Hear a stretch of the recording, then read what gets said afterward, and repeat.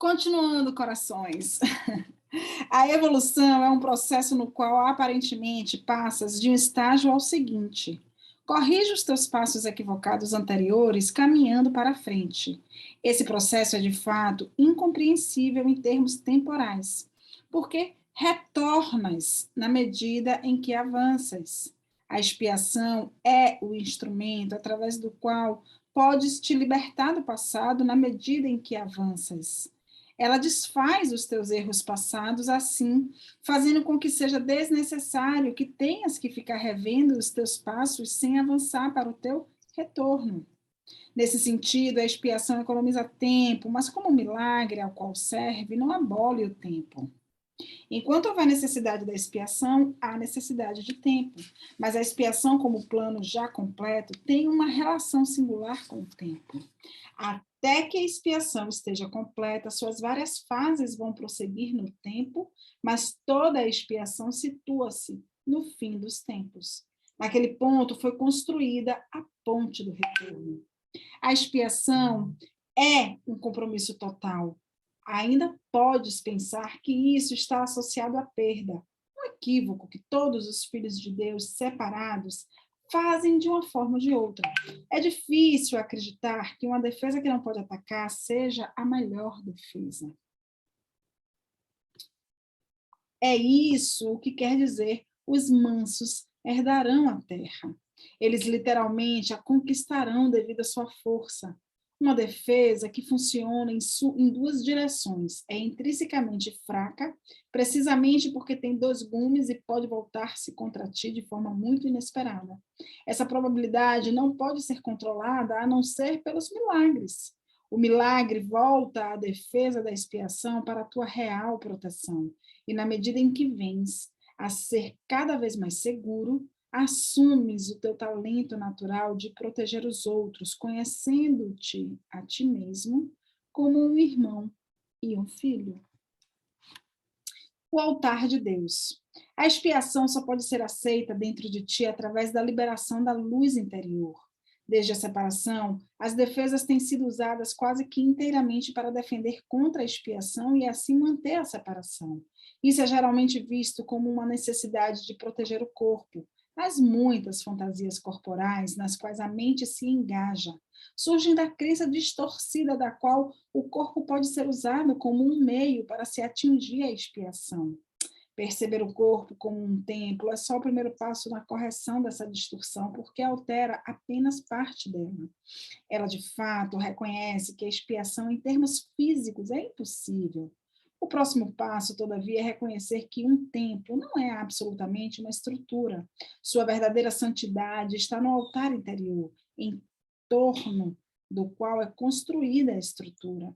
A ênfase em belas estruturas é um sinal do medo da expiação e uma recusa em alcançar o altar propriamente dito.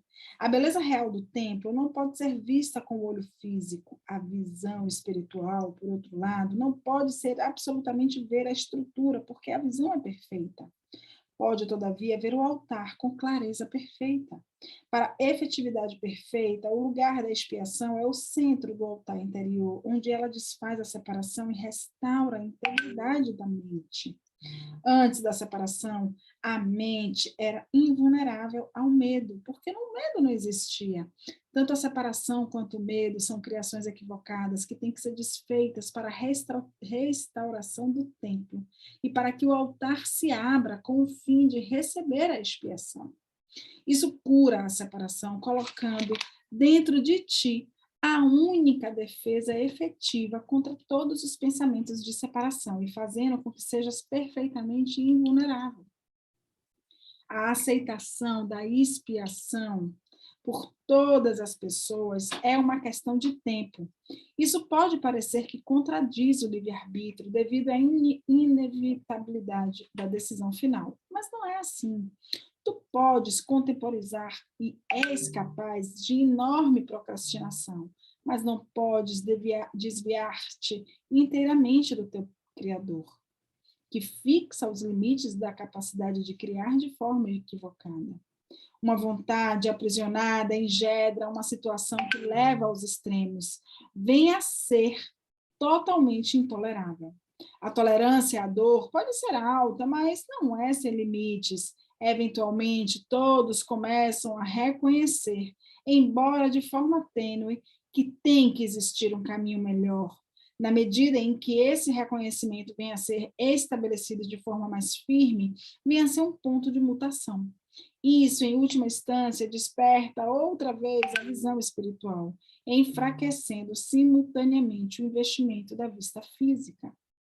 O investimento alternativo nos dois níveis de percepção é usualmente experimentado como um conflito que pode vir a ser muito agudo. Mas o resultado é tão certo quanto Deus. Literalmente, a visão espiritual não pode ver o erro e meramente olha procurando a expiação. Dissolvem-se todas as soluções que os olhos físicos buscam. A visão espiritual olha para dentro e reconhece imediatamente que o altar foi profanado e necessita de reparação. Necessita ser reparado e protegido. Perfeitamente ciente da defesa certa, passa por cima de todas as outras, olhando além do erro para a verdade. Em função da força dessa visão, ela traz a mente para o seu serviço. Isso restabelece o poder da mente e faz com que ela seja cada vez mais incapaz de tolerar adiamentos, reconhecendo que só aciona dor desnecessária. Como resultado, a mente vem a ser cada vez mais sensível ao que antes teria considerado como intrusão muito pequena de desconforto. As crianças de Deus têm direito ao consolo perfeito que vem da confiança perfeita. Enquanto não conseguem isso, desperdiçam a si mesmas e aos seus poderes criativos verdadeiros, em tentativas inúteis de se fazerem mais confortáveis através de meios impróprios. Mas os meios reais já foram providos e não envolvem em absoluto nenhum esforço da parte delas. A expiação é a única dádiva que é digna de ser oferecida no altar de Deus, devido ao valor do próprio altar. Ele foi criado perfeito e é inteiramente digno de receber a perfeição. Deus e as suas criações são completamente dependentes entre si. Eles dependem delas porque eles as criou perfeita. Ele lhes deu a sua paz, de modo que não pudessem ser abaladas, nem pudessem ser enganadas. Sempre que sentes medos, está enganado. E a tua mente não pode servir ao Espírito Santo. Isso te deixa faminto, negando-te o pão de cada dia. Deus é solitário sem os seus filhos, e os seus filhos são solitários sem Deus. Eles têm que aprender a olhar para o mundo como um meio de curar a separação. A expiação é a garantia de que, em última instância, terão sucesso. A cura como libertação do medo. Nossa ênfase está agora na cura. O milagre é o meio, a expiação é o princípio e a cura é o resultado. Falar de um milagre de cura é combinar duas ordens de realidade de maneira imprópria. A cura não é um milagre, a expiação ou milagre final é um remédio de qualquer tipo de cura, é o resultado. O tipo de erro ao qual é aplicada a expiação é irrelevante. Toda cura é essencialmente liberação do medo. Para empreender isso, tu não podes estar amedrontado. Não compreendes a cura devido ao teu próprio medo.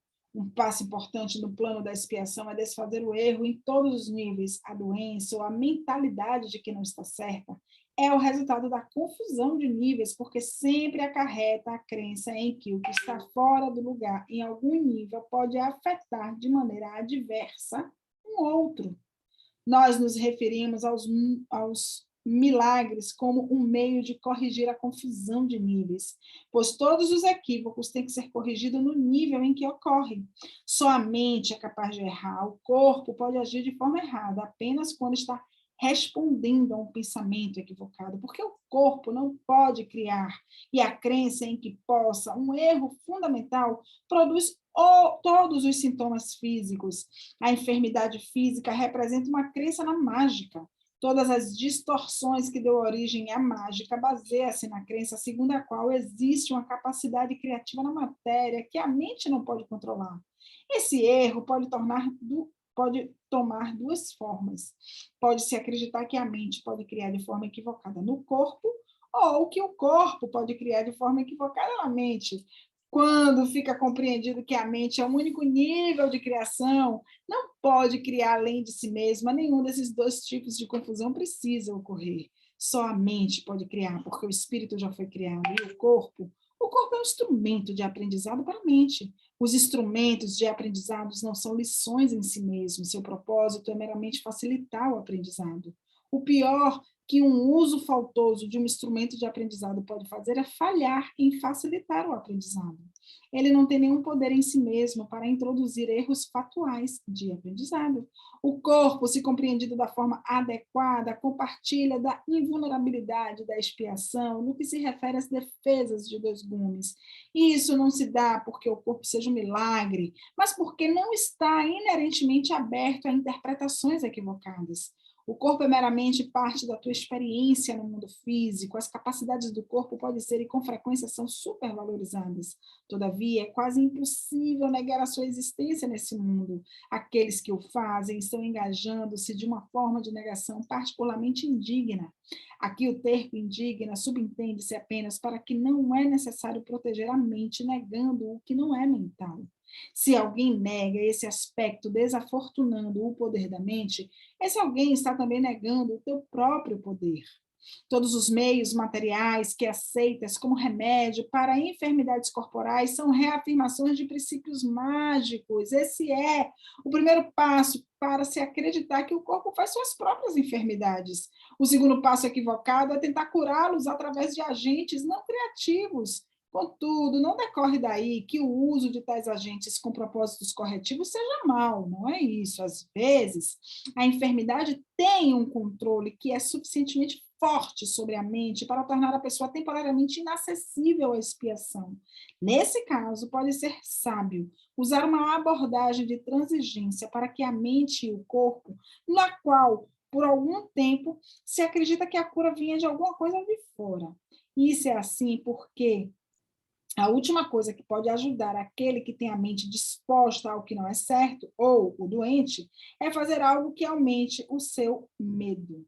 Esses já estão em um estado debilitado pelo medo, se não prematuramente expostos ao milagre, podem ser precipitados ao pânico. É provável que isso ocorra quando a percepção invertida induziu a crença em que milagres são assustadores. O valor da expiação não está na maneira na qual ela é expressa.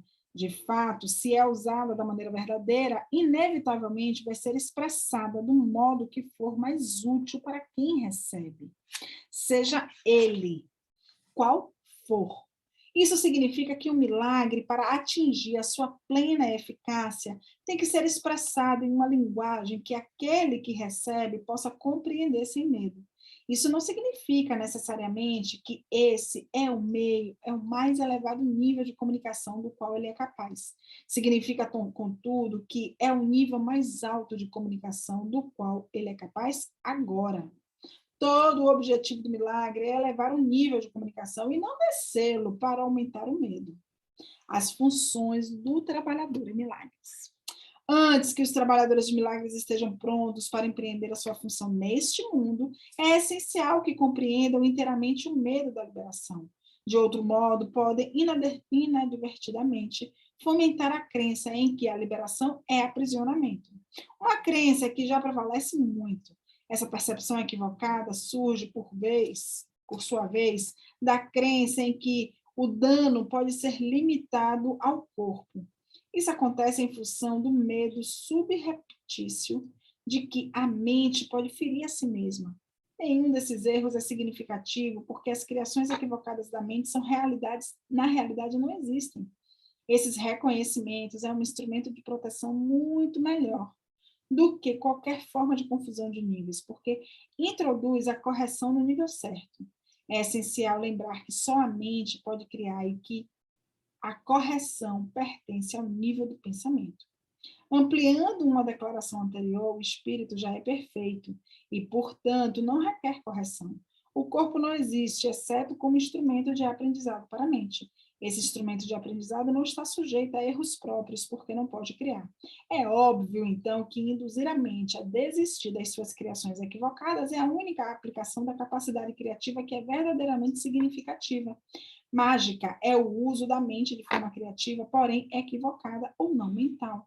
Os medicamentos físicos são a forma de encantamentos, mas se tens medo de usar a mente para curar, não deves tentar fazê-lo. O próprio fato de teres medo faz com que a tua mente seja vulnerável à criação equivocada. Estás, portanto, propenso a compreender de forma equivocada qualquer cura que possa ocorrer, e como o egocentrismo e o medo usualmente ocorrem juntos, podem ser incapazes de aceitar a fonte real da cura. Nessas condições, é mais seguro para ti apoiar-se temporariamente em instrumentos de cura físicos, porque esses não podem perceber equivocadamente como as tuas próprias criações. Enquanto persistir o seu sentimento de vulnerabilidade, não deves tentar apresentar milagres. Eu já te disse que milagres são expressão da mentalidade disposta para o milagre, e essa mentalidade milagrosa significa a mentalidade certa. Aquele que tem a mentalidade certa não exala nem deprecia a mente do trabalhador de milagres ou a de quem o recebe. Todavia, como uma correção, o milagre não precisa esperar que a mentalidade daquele que recebe esteja disposta para o que é certo. De fato, seu propósito é restaurá-lo à mente certa. É essencial, porém, que o trabalhador de milagres esteja em sua mente certa, mesmo que por um breve período de tempo, ou será incapaz de restabelecer a mentalidade certa em outra pessoa. O curador que confia em sua própria prontidão está colocando em perigo a sua própria compreensão. Tu estás perfeitamente seguro enquanto estás completamente despreocupado com a tua prontidão, mas mantém uma confiança constante na minha. Se as tuas inclinações para trabalhar em milagres não estão funcionando adequadamente, isso sempre acontece porque o medo introduziu-te na tua mente certa e a virou de cabeça para baixo. Todas as formas da mentalidade dispostas para o que não é certo são o resultado da recusa em aceitares a expiação para si mesmo. Se tu a aceitas, estarás em posição de reconhecer que aqueles que necessitam de cura são simplesmente aqueles que não compreendem que a mentalidade certa é a cura em si mesma. A única responsabilidade daquele que trabalha em milagres é aceitar a expiação para si. Isso significa que reconheces que a mente é um único nível criativo e que os erros que ela comete são curados pela expiação. Uma vez que aceitas isso, a tua mente só pode curar, negando à tua mente qualquer potencial destrutivo e reempossando-a dos teus poderes puramente construtivos. Tu te colocas em posição de desfazer a confusão de outros níveis. A mensagem que então lhes dás é a verdade de que as tuas mentes são similarmente construtivas e suas criações equivocadas não podem feri-los. Afirmando isso, liberas a mente da supervalorização do teu propósito, do teu próprio instrumento de aprendizado e a restauras a sua verdadeira posição como aprendiz.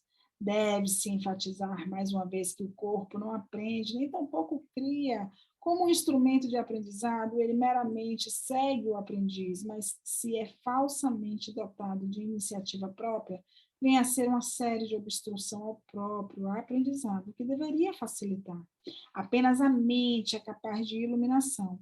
O espírito já é iluminado e o corpo em si é por demais denso.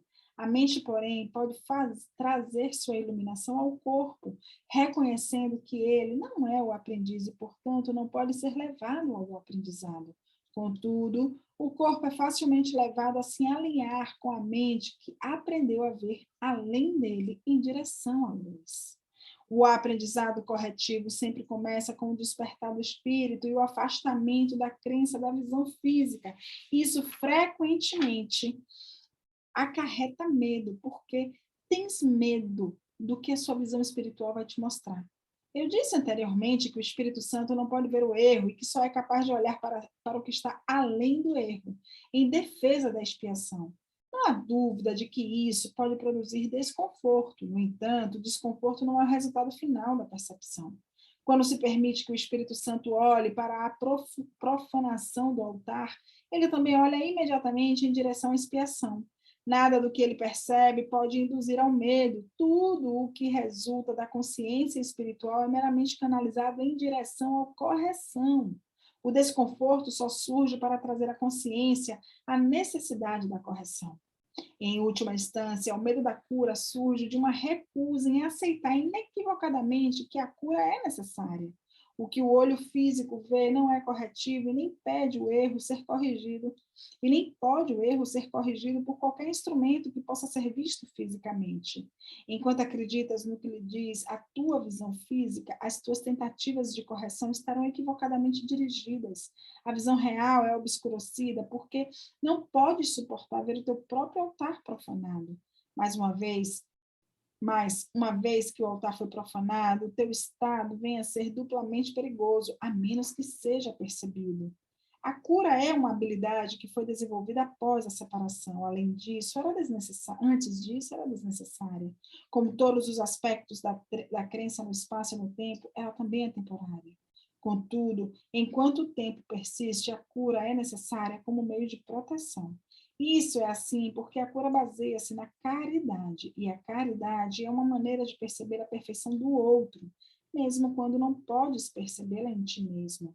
A maioria dos mais elevados conceitos que tu és capaz de ter agora depende do tempo. A caridade é realmente um reflexo mais fraco de uma abrangência do amor muito mais poderosa, que está muito além de qualquer forma de caridade que possas conceber por enquanto. A caridade é essencial à mentalidade certa, no sentido limitado do que ela pode ser agora alcançada. A caridade é um modo de olhar para o outro como se ele já estivesse muito além de suas realizações fatuais no tempo. Com o seu próprio pensamento, como o seu próprio pensamento é faltoso, ele não pode ver expiação para si mesmo ou não teria nenhuma necessidade de caridade. A caridade que lhe é conferida é tanto uma admissão de que ele necessita de ajuda, quanto um reconhecimento que ele vai aceitá-la. Essas duas percepções claramente implicam em uma dependência em relação ao tempo, fazendo com que seja evidente que a caridade ainda está dentro das limitações desse mundo. Eu disse anteriormente que só a revelação transcende o tempo. O milagre, como uma expressão de caridade, só pode encurtá-lo. Tem que ser compreendido, porém, que sempre que ofereces um milagre ao outro, está curando o seu sofrimento e o teu. Isso corrige retroativamente, assim como progressivamente. Os princípios espaciais dos trabalhadores do milagre. 1. O milagre abole a necessidade de preocupação de ordem mais inferior. Como é o intervalo de tempo fora do padrão, as considerações ordinárias de tempo e espaço não se aplicam. Quando apresentares o milagre, eu arranjarei tanto o tempo quanto o espaço para que se ajustes a ele. 2. Uma distinção clara entre o que é criado e o que é feito é essencial. Todas as formas de cura baseiam-se nessa correção fundamental na percepção dos níveis. 3. Não confundas a mentalidade certa com a mentalidade errada. Responder a qualquer forma de erro com qualquer coisa, exceto um desejo de curar, é uma expressão dessa confusão. 4. O milagre é sempre uma negação desse erro e uma afirmação da verdade. Só a mentalidade certa pode corrigir de um modo que tenha qualquer efeito real. Em termos pragmáticos, o que não tem efeito real não tem existência real. Seu efeito, então, é vazio, sendo sem conteúdo substancial, presta-se para a projeção. 5. O poder do milagre para ajustar níveis induz a percepção certa para a cura. Até que isso tenha ocorrido, a cura não pode ser compreendida. O perdão é um gesto vazio, a não ser que se acarrete correção. Sem isso, é essencialmente julgador, em vez de curativo. 6. O perdão da mentalidade milagrosa é apenas correção. Não tem absolutamente nenhum alimento de julgamento. A declaração, Pai, perdoa-lhes porque não sabem o que fazem, de modo algum avalia o que fazem. É um apelo para Deus curar as suas mentes, não há referência ao resultado do erro, porque isso não importa. 7. A injunção, sede uma somente, é o enunciado para o estado de prontidão para a revelação. Meu pedido, fazei isso em memória de mim, É o apelo para a cooperação dos trabalhadores de milagres. As duas declarações não pertencem à mesma ordem de realidade. Só a última envolve uma consciência do tempo que já que lembrar é recordar o passado no presente. O tempo está sob a minha direção, mas intemporalidade pertence a Deus. No tempo existimos para o outro e com o outro. Na intemporalidade coexistimos com Deus. 8.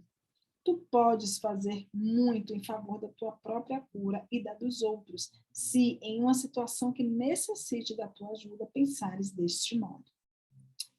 Eu estou aqui só para ser verdadeiramente útil. Eu estou aqui para representar aquele que me enviou. Eu não tenho que me preocupar com o que dizer ou com o que fazer, porque aquele que me enviou me dirigirá. Eu estou contente em estar onde quer que ele deseje, sabendo que ele vai comigo. Eu serei curado na medida em que eu permitir que ele me ensine a curar.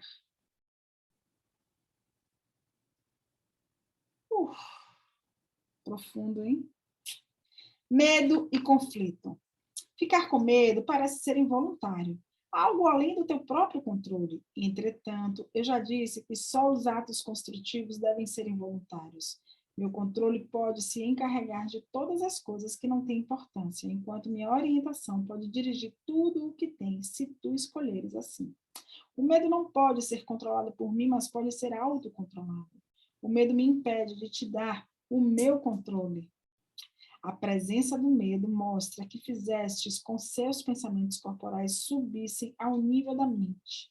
Isso os remove do meu controle e faz com que te sintas pessoalmente responsável por eles. Essa é uma confusão óbvia de níveis. Eu não fomento a confusão de níveis, mas tu tens que escolher corrigi-la.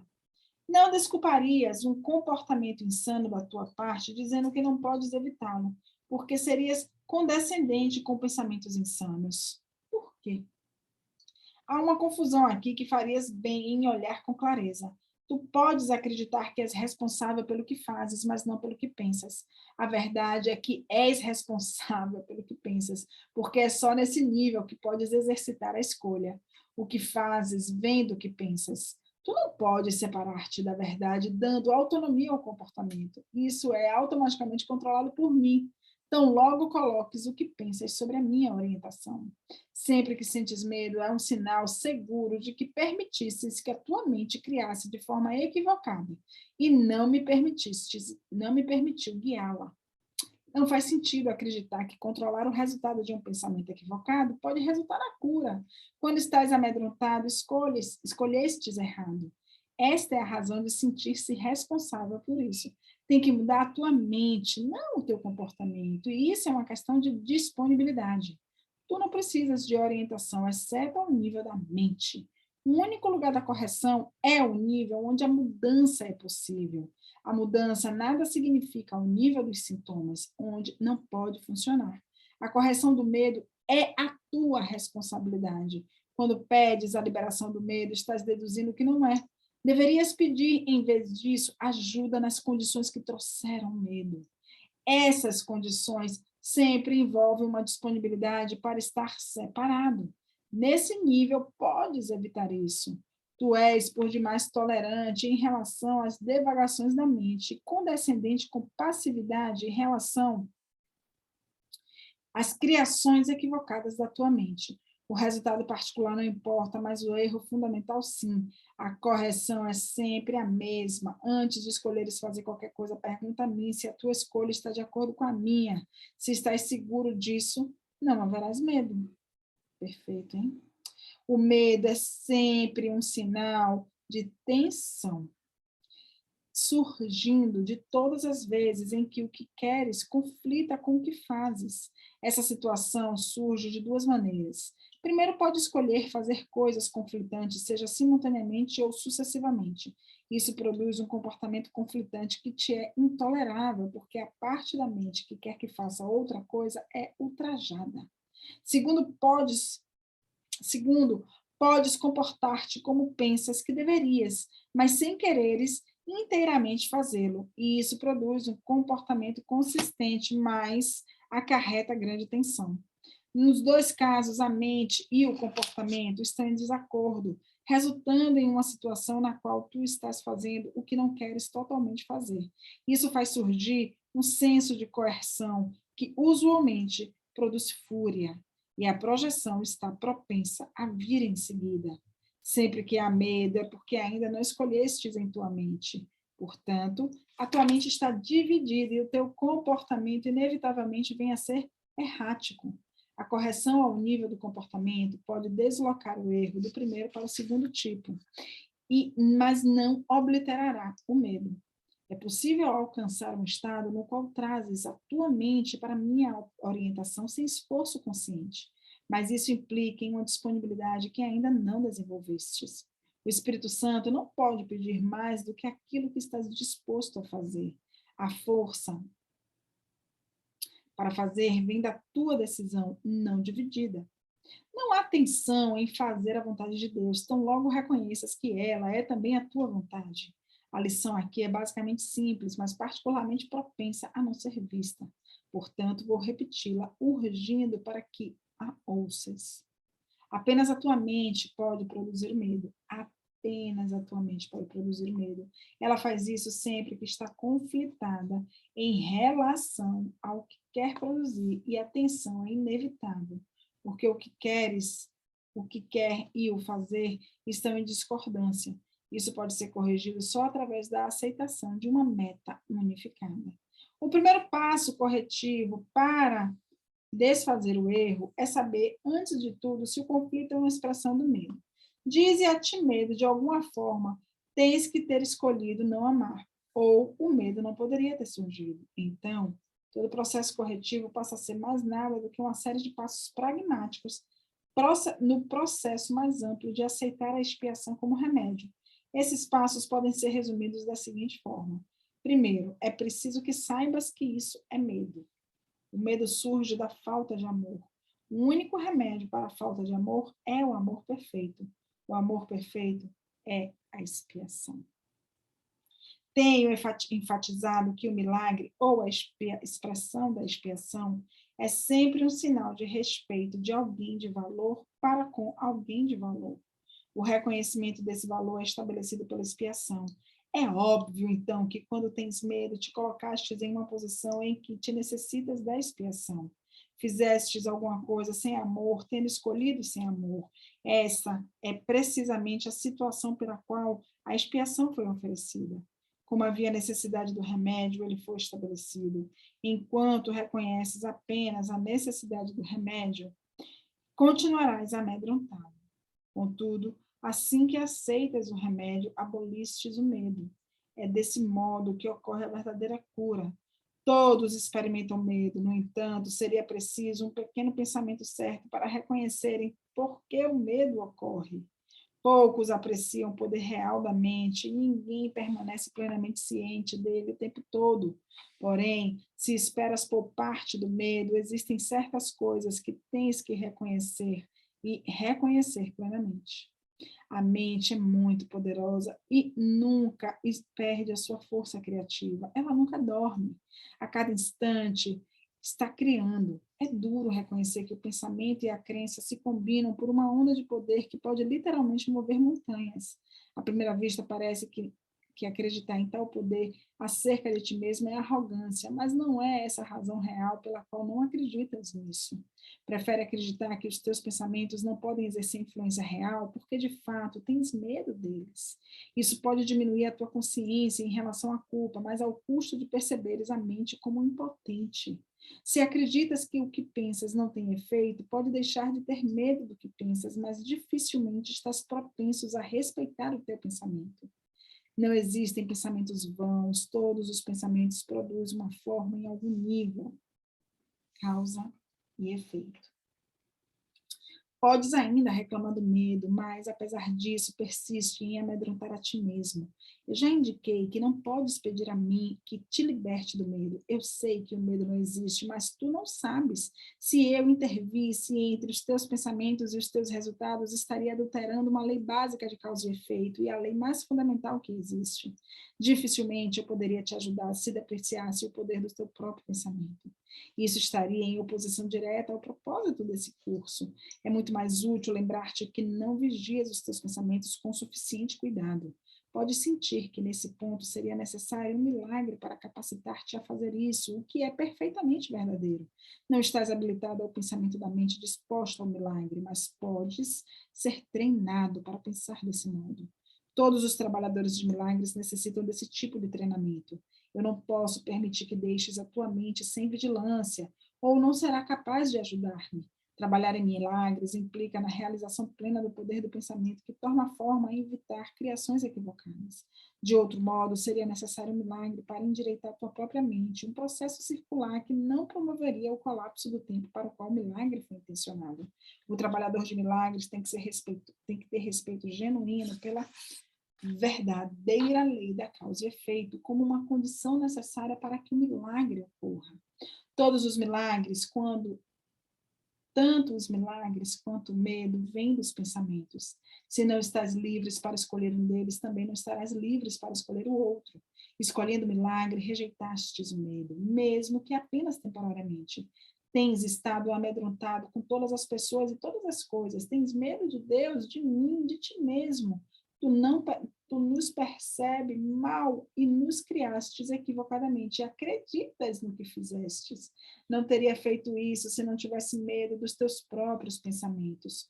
Os que têm medo não podem deixar de criar de forma equivocada, porque percebem equivocadamente a criação. Quando crias de forma equivocada, estás em dor. O princípio da causa e efeito agora vem a ser um real expedidor, embora apenas temporariamente. De fato, causa é um termo que propriamente pertence a Deus, e seu efeito é o Filho de Deus. Isso acarreta um conjunto de relações de causa e efeito totalmente diferentes daqueles que introduzem uma criação equivocada. O conflito fundamental nesse mundo, portanto, se dá entre criações e criações equivocadas. Todo medo está implícito na segunda, e todo amor está implícito na primeira. O conflito é, portanto, um conflito entre o amor e o medo. Já foi dito que acreditas que não podes controlar o medo porque tu o fizestes e a tua crença nele parece deixá-lo fora de teu controle. No entanto, qualquer tentativa de resolver o erro tentando dominar o medo através da maestria é inútil. De fato, ela afirma o poder do medo pela própria suposição de que o medo tem que ser domado. A verdadeira solução baseia-se inteiramente na maestria através do amor. Nesse interim, contudo, o senso de conflito é inevitável, já que te colocastes em uma posição na qual acreditas no poder do que não existe. Nada e tudo não podem coexistir. Acreditar em um é negar o outro. O medo, na realidade, é nada. E o amor é tudo. Sempre que a luz penetra na escuridão, a escuridão é abolida. O que acreditas é verdadeiro para ti. Nesse sentido, a separação ocorreu e negá-la é meramente usar a negação de maneira imprópria. Porém, concentrar-se no erro é apenas mais um erro. O procedimento corretivo inicial é reconhecer temporariamente que existe um problema, mas só com uma indicação de que é necessária uma correção imediata. Isso estabelece um estado na mente no qual a expiação pode ser aceita sem adiamento. Contudo, deve-se enfatizar que, em última instância, nenhuma transigência é possível entre tudo e nada. O tempo é essencialmente um instrumento através do qual pode-se desistir de toda transigência a esse respeito. Ele apenas parece ser abolido por etapas, porque o tempo em si mesmo envolve intervalos que não existem. A criação equivocada fez com que isso fosse necessário como medida corretiva. A declaração, porque Deus amou o mundo de tal maneira que deu seu único filho unigênito para que todo o que nele crê não pereça, mas tenha a vida eterna, só precisa de uma leve correção para ser significativa nesse contexto. Ele deu ao seu filho unigênito. Deve-se notar especialmente que Deus só tem um filho. Se todas as suas criações são seus filhos, cada um tem que ser uma parte integral de toda a filiação. A filiação, em sua unidade, transcende a soma de suas partes. Todavia, isso fica obscuro enquanto qualquer uma de suas partes está faltando. É por isso que, em última instância, o conflito não pode ser resolvido até que todas as partes da filiação tenham retornado. Só então pode o significado da integridade em seu verdadeiro sentido ser compreendido. Qualquer parte da filiação pode acreditar no erro ou que é incompleto, se assim escolher. Todavia, se o faz, está acreditando na existência do nada. A correção desse erro é a expiação. Já falei brevemente sobre a prontidão, mas alguns pontos adicionais podem ser úteis aqui. A prontidão é apenas o pré-requisito para a realização. As duas não devem ser confundidas. Assim que ocorre um estado de prontidão, usualmente existe algum desejo de realização, mas isso não significa necessariamente que ele não seja dividido. Esse estado não implica em nada mais do que um potencial para a mudança da mente. A confiança não pode se desenvolver plenamente enquanto a maestria não tiver sido conseguida. Nós já tentamos corrigir o erro fundamental do que o medo pode ser domado e enfatizamos que a única maestria real é através do amor. A prontidão é só o começo da confiança. Podes pensar que isso implique na necessidade de uma enorme quantidade de tempo entre a prontidão e a maestria, mas permita-me lembrar-te de que o tempo e o espaço estão sob o meu controle. O significado do juízo final. Um dos caminhos pelo qual podes corrigir a confusão entre mágica e milagre é lembrar-te de que não criastes a ti mesmo. Estás apto a esquecer isso quando vens a ser egocêntrico, e isso te coloca em uma posição na qual a crença na mágica é virtualmente inevitável. A tua vontade de criar te foi dada pelo teu Criador, que estava expressando a mesma vontade na sua criação. Com a capacidade criativa reside a mente. Tudo o que crias não pode deixar de ser uma questão de vontade. Daí também decorre que qualquer coisa que faças sozinho é real no teu modo próprio de ver, embora não na mente de Deus. Essa distinção básica conduz diretamente ao real significado do juízo final. O juízo final é uma das ideias mais ameaçadoras no teu pensamento. E se é assim, porque não compreendes? O julgamento não é um atributo de Deus, veio a ser só depois da separação, quando tornou-se um dos muitos instrumentos de aprendizado a ser anexado ao plano geral. Assim como a separação ocorreu no decurso de milhões de anos, o juízo final vai se estender por um período similarmente longo, e talvez até mais longo. A sua duração, porém, pode ser muito reduzida pelos milagres. Um instrumento que encurta, mas não abole o tempo. Se um número suficiente de pessoas vem a ter, na verdade, a mentalidade milagrosa, esse processo de encurtamento pode ser praticamente imensurável. Contudo, é essencial que tu te libertes do medo com rapidez, porque tens que emergir do conflito que vais trazer para as outras mentes. Em geral, se considera o juízo final como um procedimento empreendido por Deus. De fato, será empreendido por meus irmãos com a minha ajuda. É uma cura final, ao invés de um acerto punitivo, por mais que possas pensar que a punição é merecida. A punição é um conceito totalmente oposto à mente certa, à mentalidade certa. E o objetivo do juízo final é restaurar em ti essa mentalidade. O juízo final poderia ser chamado de um processo de avaliação certa, simplesmente significa que todas as pessoas finalmente virão a compreender o que tem valor e o que não tem.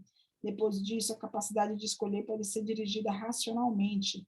Até que essa distinção seja feita, porém, as oscilações entre vontade livre e vontade aprisionada não podem senão continuar. O primeiro passo para a liberdade envolve uma seleção entre o falso e o verdadeiro. Esse é um processo de separação no sentido construtivo e reflete o verdadeiro significado do Apocalipse. Em última instância, todos olharão para suas próprias criações e escolherão preservar somente o que é bom, assim como o próprio Deus olhou para o que ele criou e soube que era bom.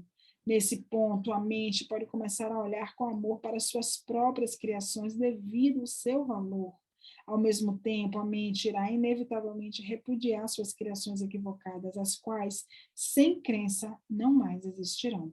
A expressão juízo final é assustadora, não só porque foi projetada para Deus, mas também por causa da associação entre final e morte. Esse é um exemplo claro da percepção invertida. Se o significado de juízo final é objetivamente examinado, fica bastante evidente que é, na realidade, o umbral da vida. Ninguém que viva no medo está realmente vivo. Não podes submeter a ti mesmo ao teu próprio juízo final, porque tu não é criação tua. Podes, todavia, aplicá-lo de modo significativo a qualquer momento a tudo o que fizestes e reter na tua memória apenas o que é criativo e bom. Isso é o que a mentalidade certa não pode deixar de dar-te. O propósito do tempo é unicamente dar-te tempo para conseguir esse julgamento. É o teu próprio julgamento perfeito das tuas próprias criações perfeitas. Quando tudo o que retens é amável, não há razão para o medo permanecer contigo. Essa é a tua parte na expiação. E assim concluímos a leitura do capítulo 2. No próximo vídeo, a gente vai fazer o início do capítulo 3. Combinado? Um beijo no coração de vocês, corações, e até lá.